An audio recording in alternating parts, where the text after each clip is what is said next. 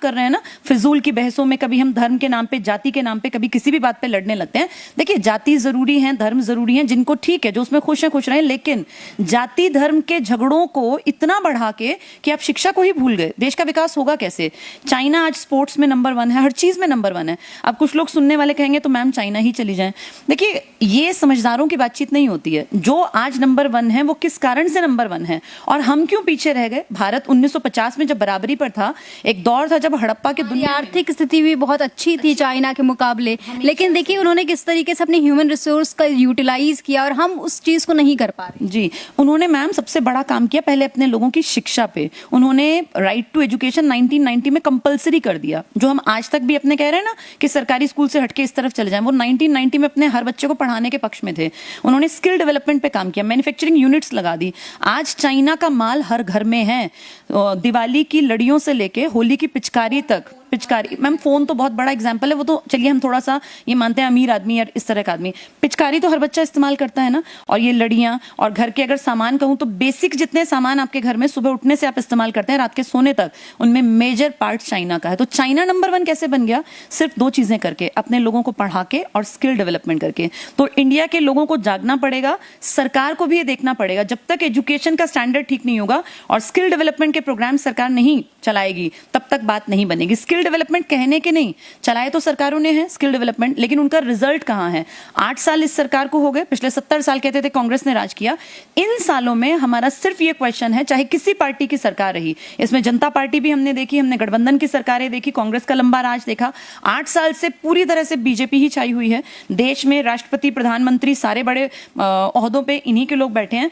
तो मेरा क्वेश्चन सिर्फ ये है कि इतनी सरकारें आई और गई, किसी ने भी शिक्षा के ऊपर ढंग से काम नहीं किया, और जब तक सरकार शिक्षा पे काम नहीं करेगी, देश का आगे विकास नहीं होगा।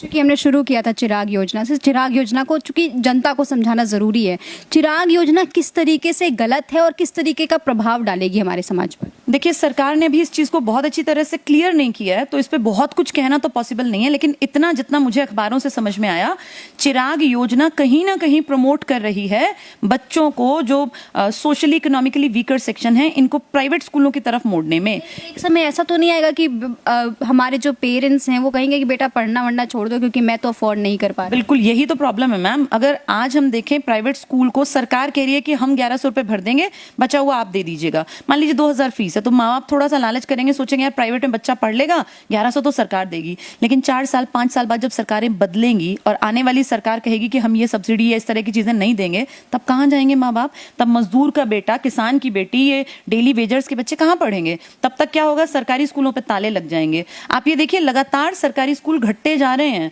सरकारी स्कूलों में लगातार वैकेंसी घट रही हैं, बढ़ नहीं रही हैं। इन पिछले कुछ सालों में लगातार में सरकारी स्कूलों की संख्या मर्ज किए जा रहे हैं स्कूल। तो आने वाले समय में दिक्कत आपको और हमें उतनी नहीं होनी जितनी उस गरीब आदमी को होनी है जो रेहड़ी लगाता है, जो बेचारा डेली वेजर है। आने वाली पीढ़ियां उसकी पढ़ेंगी नहीं तो भारत कैसे आगे बढ़ेगा? बीपीएल परिवारों का क्या होगा? तो मुझे ऐसा लगता है सरकार को जरूर से भी जरूर इस पर कोई ठोस कदम उठाना चाहिए, और सरकार कोई भी प्रोजेक्ट जब लॉन्च करती है तो उसको बहुत अच्छे तरीके से क्लियर करे, ताकि जनता को पता चले कि हमारे, अब देखिए किसान आंदोलन हुआ, किसान आंदोलन में भी यही दिक्कत थी, क्लैरिटी नहीं थी सरकार की। इस योजना में भी सरकार ने क्लैरिटी नहीं दी है कि सरकार क्या करने जा रही है। अखबारों की भाषा जितनी समझ में आती है, उससे लगता है कि शिक्षा का हनन होना ही होना है। ठीक है, हर चीज़ में हमने देखा है प्राइवेट कंपनियां घुसेड़ी जा रही हैं, चाहे वो रेलवे है, चाहे वो भेल है, चाहे वो बैंक्स हैं, चाहे वो एयरपोर्ट्स हैं। अब सरकारी स्कूलों की बारी है। जिस दिन शिक्षा में सारी तरह से प्राइवेटाइजेशन हो गया ना, तो आप ये मानिएगा बीपीएल परिवारों के बच्चे, जो एक आबादी का एक बहुत बड़ा हिस्सा है, वो पढ़ नहीं पाएंगे, क्योंकि इतनी फी देना उनके बस की बात नहीं है। सरकार जो सरकारी अस्पताल चलाती है, इसमें बहुत गरीब आदमी जाता है, इसमें वो नहीं जाता जिसके घर में गाड़ी खड़ी है। सरकारी स्कूलों में वो बच्चा पढ़ता है जिसके पिताजी के पास महीने के हजारों रुपए की कमाई नहीं आती। तो इन लोगों से इस तरह की सुविधाएं छीनना बहुत गलत है। और भारत क्योंकि डेमोक्रेटिक देश है, यहाँ जैसे कई लोग कहते हैं कि विदेशी जो देश हैं जो आगे बढ़ गए हैं, यहाँ हर चीज प्राइवेटाइज है, तो भारत को क्यों ना करें? कर सकते हैं, लेकिन उससे पहले आप उसके स्तर तक तो पहुंचिए। क्या आपकी जनता उतनी काबिल है कि प्राइवेट सेक्टर में जाके सस्टेन कर पाए? आपके लोगों में उतना कैलिबर है? अगर आपने भारत का इतना विकास कर दिया कि भारत में पढ़ने वाला हर बच्चा इस काबिल है कि प्राइवेट में वो अच्छा कमा खा सके, तो ठीक है, कर दीजिए प्राइवेटाइज। अभी तो हम हंगर इंडेक्स में भी पाकिस्तान बांग्लादेश से नीचे जा रहे हैं, तो मैं वही तो कह रही हूँ, अभी प्राइवेटाइजेशन करना ठीक नहीं है। प्राइवेटाइजेशन तब कर सकते हैं जब हमारा एक स्टैंडर्ड मेंटेन हो जाए, भारत का हर बच्चा काबिल हो। देखिए, सर्वाइवल ऑफ द फिटेस्ट होता है प्राइवेट सेक्टर में, जो फिट है वो सर्वाइव करेगा, अदरवाइज गायब हो जाएगा। तो इस इतनी बड़ी इकोनॉमी में जहां बीपीएल परिवारों की तादाद बहुत ज्यादा है, आप ये वाला प्राइवेटाइजेशन का फंडा भारत में अभी नहीं है। भारत इस काबिल, अभी अगर आप भारत पे अब काम करेंगे ना, अगर ग्रास रूट लेवल पे शिक्षा पे काम करें, स्किल्स पे काम करें, तो 20 साल बाद आप कर दीजिएगा प्राइवेटाइज, जब हर आदमी काबिल हो। अभी तो भारत काबिल ही नहीं है, पेट भरने के लाले पड़े हुए हैं, आप कैसे प्राइवेटाइजेशन की बात कर सकते हैं पूरी तरह से? एक और सवाल है, आपके कोचिंग सेंटर के बाहर लिखा हुआ है कि सरकारी नौकरियां ना कल कम थी ना आज कम है, लेकिन हरियाणा अगर मैं बात करूं, क्योंकि हरियाणा में बैठे हुए हैं, हरियाणा में सबसे ज्यादा बेरोजगारी दर है, ये कैसा है? बेरोजगारी दर तो है, ये मान लिया, लेकिन आप ये देखिए हरियाणा में नौकरियों में भी बहुत बच्चे अब लगे हैं। हाल फिलहाल के अगर सरकारी आंकड़ों के हिसाब से भी देखें तो हजारों नौकरियां सरकार ने दी हैं। हाँ, ये अलग बात है कि क्योंकि आबादी बहुत ज्यादा है और वो स्किल्ड नहीं है। आबादी ज्यादा होना भी दिक्कत नहीं है। अब जैसे बहुत लोग कहते हैं कि आबादी आबादी आबादी ही कारण है। एक चीज अगर हमारी कमजोरी है, पहले उस चीज को माने। ठीक है, भारत में आबादी ज्यादा है, लेकिन अब क्वेश्चन मार्क ये है कि तो क्या विकास नहीं करें? तो ऐसी कोई पॉलिसी ना लाएं। हर आदमी कह देता है सरकार क्या करे, आबादी ज्यादा है। आबादी ज्यादा है, इसको एक्सेप्ट करे, ये हमारी कमजोरी है, लेकिन इससे ओवरकम कैसे करना है? उस आबादी में ज्यादातर लोगों को स्किल डेवलपमेंट के प्रोग्राम्स के तहत कवर किया जाए।